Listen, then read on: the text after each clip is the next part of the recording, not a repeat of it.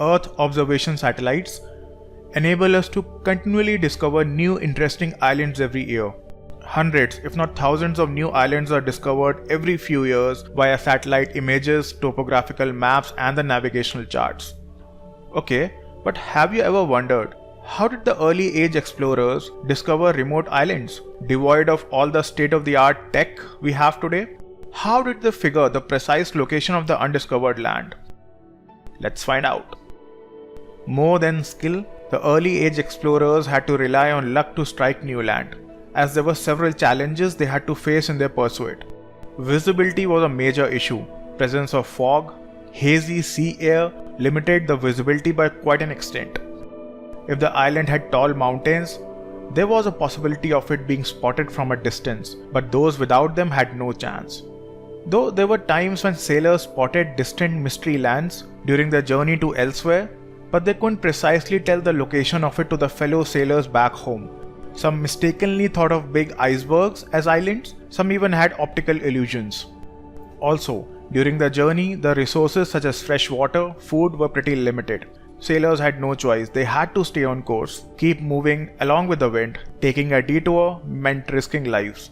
For more knowledge on this, do watch my video Why Did the Sailors Throw Horses into the Ocean? You'll find the link of the video in the description and the I button above.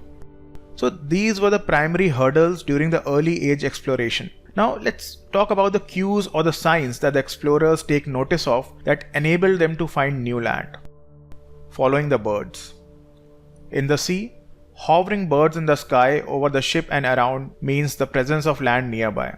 Seeing birds hovering over would spike the hopes of the explorers. They would study the flying direction of the birds and would follow them to find the land nearby. Studying the wave pattern. In the sea, as the land approaches, the depth of water is greatly reduced. Also, with the reduced depth, the pattern of the waves in the water changes too. Seasoned sailors studied these patterns to realize the presence of the nearby land. Presence of the clouds. Trees and high mountains attract clouds. Presence of a cluster of clouds in between the ocean was an indication of land in its direction. Following the stars. The practice of following the stars at night to stay on course is pretty ancient. Many sailors leveraged it to avoid getting lost in the pursuit of the undiscovered land. During the early age, long-distance sailing was a risky proposition. Thousands of sailors attempting to locate mystery lands either died of hunger, thirst, illness, or got shipwrecked by storms. Even a degree off in the navigation would make sailors miss the land by miles. As I stated earlier, during the age of sail, luck had a major role to play. A good example of this is the discovery of the Galapagos Islands in the Pacific Ocean in 1535. It was an entirely accidental incident. The Bishop of Panama was sailing to Peru.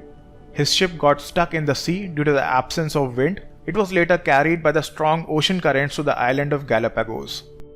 Well guys, this is pretty much it. If you liked the video, do give it a big thumbs up, share it with your folks, subscribe.